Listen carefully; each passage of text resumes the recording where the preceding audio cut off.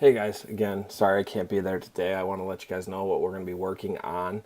The first thing that we did is yesterday we started our project and we developed that driving question, which can be found on the backboard. Right? That is what we're trying to solve here. Remember that we are working for a group on developing policy to help deal with the impending oil crisis.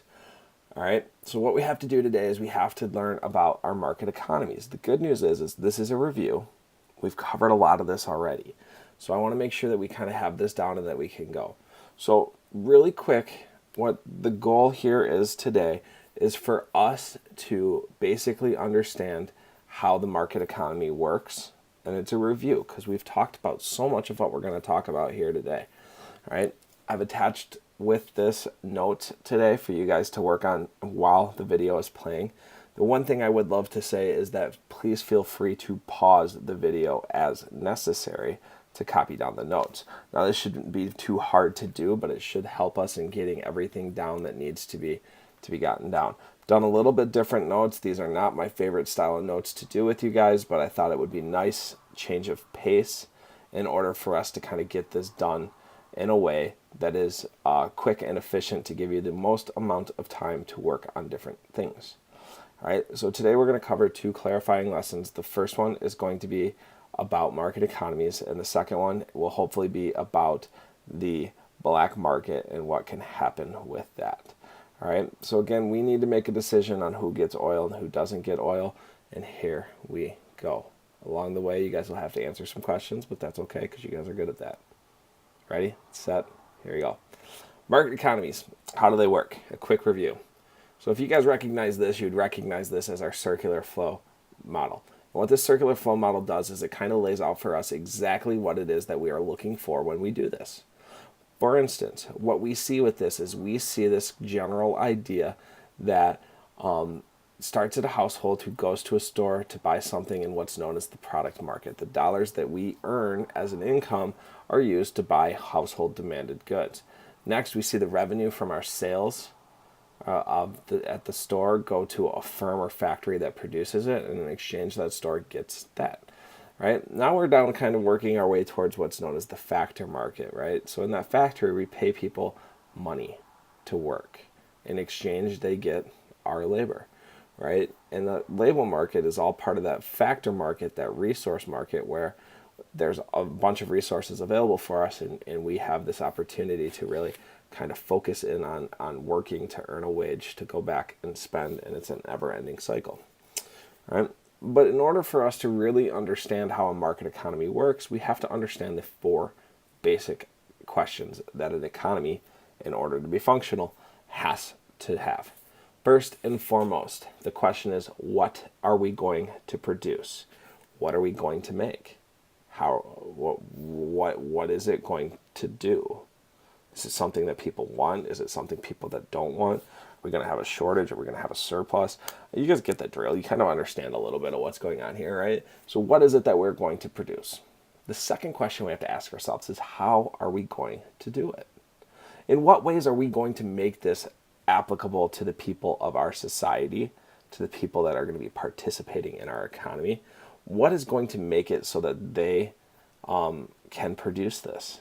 If we're talking about time machines, can we produce time machines? At this time, my answer would be not that I'm aware of, but I have seen a couple movies where time machines are used. Back to the Future right there, right? But how do we produce things? How are we going to produce a cell phone for the maximum amount of efficiency? How are we going to be able to produce a cell phone while making the most amount of money? And that's really what you have to kind of look at and see. Next, how much are we going to produce? Right? Are we going to make one item? Are we going to make a couple? I like to think of a classic movie starring Jim Carrey called Dumb and Dumber, in which case they say, they're looking at that suitcase trying to figure out who the lady was that left that suitcase full of money, right? And they're like, Samsonite. Mary Samsonite. That's not her name, but Samsonite's a popular luggage company. So what you start to see is you kind of start to see that they are making multiple to turn a profit, and that's a classic line in that movie. I wish I could show you, but I don't have it. Anyways, all right, so how much do we produce, and who gets what is being produced is our final question. So who gets to buy, purchase, own the items that we're producing? And that really comes down to the question of what is it that we're going to do? How are we going to do it? And again, we have to answer all four of these basic economic questions. As soon as we answer all four of these basic economic questions, we're all set. We can do this. Up next, we have our economy types, and this is just a good refresher, good review of what types of economies are out there. We start with the command economy. The command economy is the government controls the factors of production and their use. The government directs who and what, or who's going to produce it, what they're going to produce, how much they're going to produce, and who gets it. Command economy controls all four basic economic questions. Traditional economy, on the other hand, is not really trying to answer those questions. They're more so trying to survive. Their customs are based on cultural norms and beliefs, and they consume things because they need to live. Right? They don't consume things because they want things. They need to live. Right? So resources are usually controlled by inheritance or other strategies with that, and that's kind of how you would gain power in a traditional economy. Now, a market economy, you guys know my feelings about market economies not being real. What we usually say is mixed, but for this project, we're going to say mixed market economy, even though I even wrote market economy. If you guys want to write mixed market economy, that's fine. But the market economy sees individual ownership of factors production plus control over what to produce, how to produce, who gets what's produced, etc. All four questions. So we have the opportunity to fulfill the consumer demand. So up next, I'd like you guys to take a look. There are 3 boxes, and I want you guys to look at these boxes and fill them in. So in a command economy, who is producing it? Who's deciding how much to produce, who's deciding how to produce, and who's getting what is produced. So at this time, pause. Let's get that filled in. All right, and we'll check this on Monday when I'm back.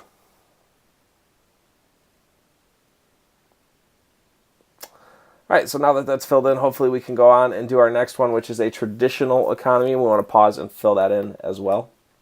So please pause and get that filled in. Who's deciding this?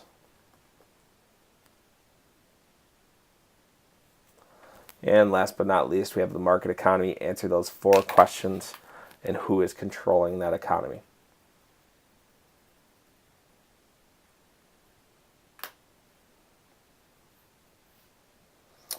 All right, so up next, what we see is I have just a question for you about how our prices in a market economy determined. I want you guys to take a moment and think about that when we talk about it. What have we been studying? What are we studying, and why are we studying it? We're not studying communism because the United States is a communist country, just a kind of spoiler alert there. But what I want you guys to know is I want you guys to know basically who and how are the prices in a market economy determined or controlled. Who's doing that, right? And you guys just got done working on a bunch of stuff that involved this. So think about what we just finished. Pause, give me an answer here.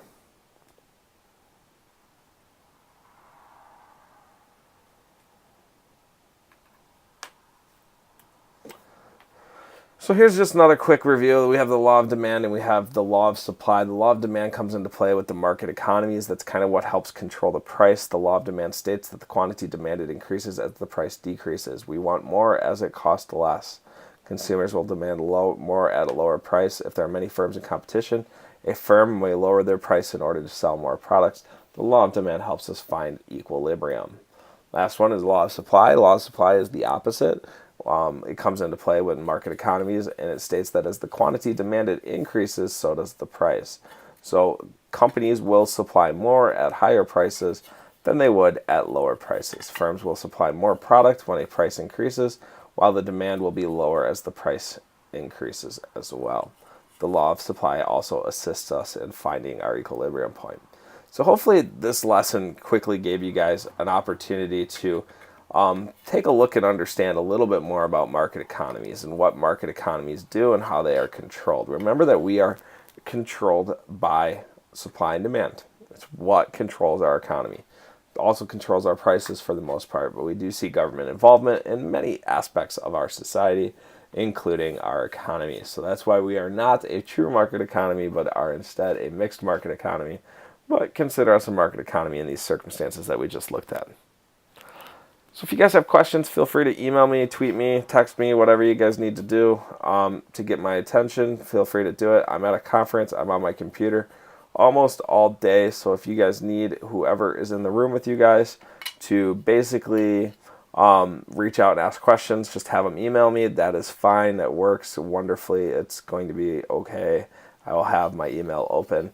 for the majority of each day, and we'll be able to really participate fully in discussion if need be.